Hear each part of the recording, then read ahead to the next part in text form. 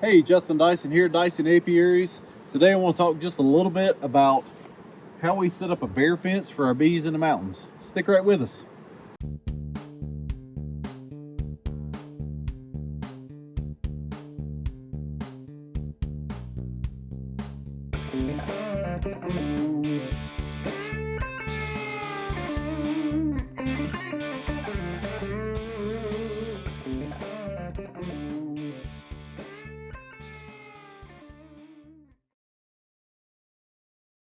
All right, so we're up here at some upper elevation in North Carolina mountains.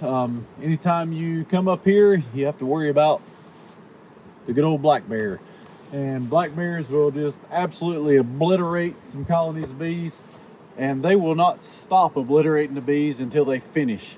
And so if you're gone for a week and they find them, they're going to come back every single day and night until they just finish them out. And they're going to take these boxes, drag them out away from the bees, and just sit there and eat the brood and the honey and all that good stuff. Old Pooh Bear likes a little bit of honey.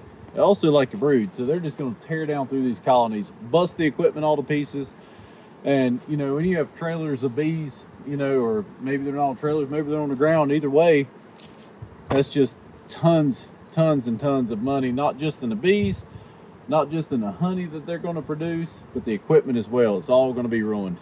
And so we have to make sure that we put up a good bear fence.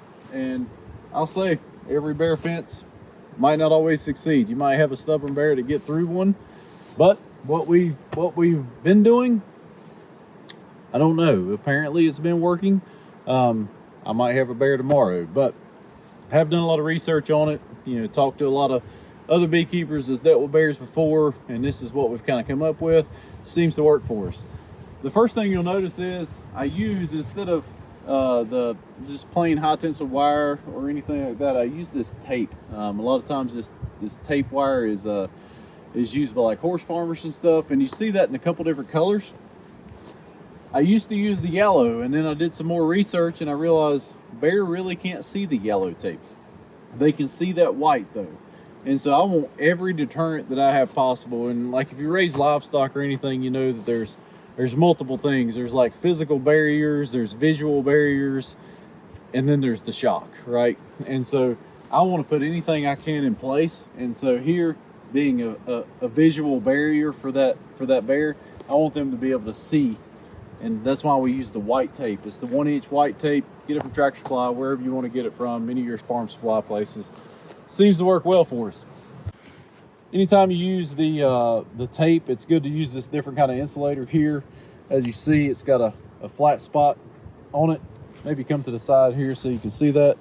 It's got a flat spot for it. These actually a multi-purpose insulator. You can run the flat tape, or you can run a wire, or there's even a fabric type, round type that you can feed through there. But either way, those snap in. I like those because it keeps the tape flat.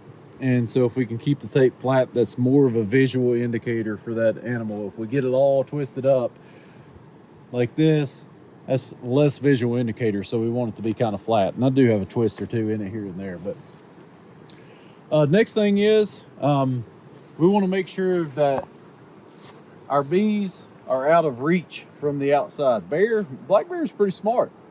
And so if we have our bees right here, they might reach in there and knock one of those boxes off, knock it on the outside, and then they're still going to destroy your colonies. So let's make sure that they're out of reach. I have these about 4 feet back. I think that's a good distance. Haven't had any trouble with that. Next thing is, make sure we have adequate height and adequate strands. Sometimes I'll put up 5 strands, sometimes I'll put up 4. Just depends on how hot I am that day and maybe how lazy I feel that day, but nevertheless, this has seemed to work okay. 4 strands, maybe about a foot apart, keeping one down pretty low. Make sure we don't get a little cubs and get under there or something, but 5 strands would be better. I've explored using like the little push-in stakes for temporary fencing. Problem is they're not high enough. They only come to about here. I don't feel like that's tall enough for a bear, and so we go ahead and use the T-posts, which are a pain when we go to take our fences down if we're moving in and moving out and have to take that down. If you have a permanent location, well, that's great. Drive those in, go ahead and put in some nice wooden posts if you're going to stay in a location for sure. So the first thing we see here when we talk about the actual charger system, what's going to energize this fence, the first thing you see is like a solar panel and a battery, right? And so you can go to some of your farm supply places and you can get these little combination units. So well, first of all, of course, I'm out here, I don't have any AC power. I don't have 120 volts at my disposal. And a lot of your places that you're going to put bees are going to be in that situation. So yes, we have to go DC power, right? And so from here, we got to talk about how we're going to set this up. Again, go to a Tractor Supply, go to a Southern Farm, all these places, they're going to have these little combination units that have a solar panel built in, a little 6 volt or 12 volt little mini battery inside of it. But if you start looking at those, the joule rating on those is like 0.1, 0.2.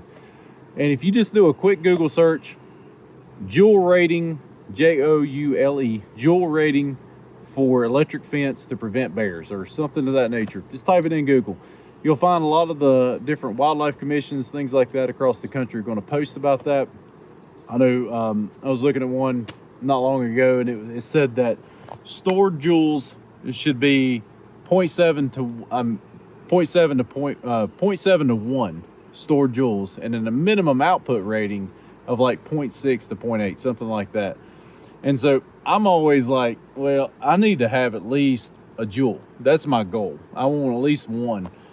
And so one of the reasons I'm up here is because this fence, I had this one up. This was a 1 joule output, which is right at the minimum of where I want it anyway. It failed on me. So, oh well, I've been using it a few years. I don't know what happened to it. Maybe it got hit by lightning. Who cares? I'm not down in the company. Just, it failed. So came up here yesterday, putting a few more boxes on, fence was dead. Came right back up here today. I had to go find a fence now, like today. And the one I've put up here, it actually came from Tractor Supply. It's the only place I could get one like today. It was the closest thing I could find. It's 0.7 output joules and 0.9 stored joules, and that's a DC fence charger. It's powered by 12 volts DC. It meets the intent for black bears as far as all of the wildlife commissions and stuff. They post out there how much does it take. That meets the intent. Again, I like to be a little bit higher, but that's the one I could get my hands on today. And so that's a DC powered fence charger. So what do we do out here? How do we keep that thing going? Well, the next thing you're going to see down here is a deep cell battery. And this is just let's call it a boat battery. This is a marine deep cycle battery. And the reason we use those is deep cycle batteries can handle being pulled down below 12 volts. And it not damage the battery like a standard car battery. So if that thing gets pulled down because we're not charging for a few days or something, it's going to be okay even if it gets pulled down to like 9 volts or something, and then we get it charged back up. That's the purpose of a deep cell battery. I'll be honest, when it comes to tens of thousands of dollars worth of equipment, honey production, nuke production, everything else behind me, I buy a good one. I buy a big battery. Even if my solar panel fails, that battery will probably last 45 to 60 days with no recharge to operate this fence, as long as I don't get a dead short and it's just sitting there just drawing all day long. And so I go ahead and put a good 12 volt battery down there, boat battery, and then we see a solar panel up here. Bought this thing off of Amazon. It's like a 20 watt solar panel, and if the fence is not dead shorted, like, it's going to keep that battery almost at full charge. Out here in full sun, we're in the, it's June 25th. Like, the sun, we're right at the solstice. The sun is as high as it's going to be for us. The longest days we're going to have. So that solar panel's getting light all day. Of course, you might have a day it's raining, but what we do. That's the setup we use. 20 watt solar panel. Got a big old marine deep cycle battery in there. That thing says it's cold cranking amps of 675 at 0 degrees Fahrenheit. So that's the battery we have down here. I have me a American Farm Works 15-mile electric DC fence, 0.7 output joules, 0.9 stored joules. Again, we could handle being a little bit bigger than that, but hey, that's okay. Let's hook this thing up and see what kind of output voltage we're getting. That's the next piece. Oh, I forgot to mention, make sure we have a good ground. If you're not familiar with building electric fences, The ground is probably one of the most important things you can do. And like if you don't have a good ground, DC voltage, like we gotta go from here to here to make that circuit. So if the animal touches and their feet's in the ground and they touch the fence, it's going to shock them. But if we don't have a good ground, we're not transmitting electricity. And sometimes you have a little trouble if it gets really dry, that voltage won't transmit. But regardless, make sure we have a good ground. That's a full, like, I probably have a 7 foot of that ground rod in the ground. And so we want to make sure we have a good ground. You could tie it over to these T-posts as well if you wanted to ensure you have a good ground. Just the more ground contact, the better. And so I'm going to go ahead and hook this fence up. Try not to get shocked because this fence will knock you backwards. So we're going to go ahead and hook it up. I hear it actually popping on a piece of grass right here. So I know that fence is good and hot. I'm just going to hook right on this ground wire right here because I broke my little stake off that goes with this little digital electric fence tester. You need to make sure you have one of these. Very important little piece of equipment to have in your toolbox when it comes to making up some bear fences. I'm gonna check that out. Let's see what we have. 11.6 volts. Whoa, stand by. 11,600 volts is what we're putting out on this fence. And so 0.9 stored joules, 0.7 output joules, 11.6 thousand volts right there. That's going to knock a bear backwards. And so that's exactly what we want. Good visual. We have the white fence that the bear can see. We have a good high voltage output so we know we're not shorted. So if one of these wires gets against one of these posts right here, it's going to pull that voltage down. And so if we get down there below about 5,000 on any electric fence, we need to be looking for a short. And so that could be a problem. And so make sure, if you're seeing that we're not up there good and, up above 5,000, let's go start looking and make sure we don't have an insulator broken. Make sure there's not something against the post or another piece of wire or something somewhere. Let's make sure that thing the voltage is up there above 5,000. I like to see them 8,000, 9,000. That's even better. Like, this is a really short fence, so we got 11,600 volts. And then all that joules of output right there. I'm in good shape. This is the kind of fence I like. I feel safe now walking away, leaving my bees. Hate my fence charger went bad yesterday, but hey, it's just another trip. It's worth it to save these bees.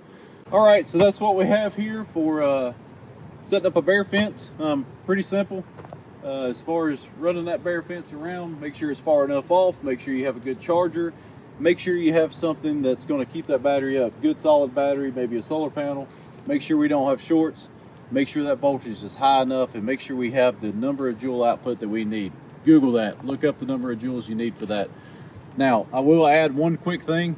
If you're in a grizzly bear area, that's a whole different story. We're talking about black bears. Grizzly bears, even higher. For our area dealing with sourwood, we only deal with black bears. This is where we need to be. About 1 joule is a good number. I hope that was helpful for any of you that maybe just have an apiary that's in an area where you have black bears, maybe down east in the mountains areas or something like that. Or you're moving your bees for sourwood. Hope that helps you out in trying to figure out how to set up those bear fences. As always, like, share, and subscribe. Thanks for watching with Dyson Apiaries.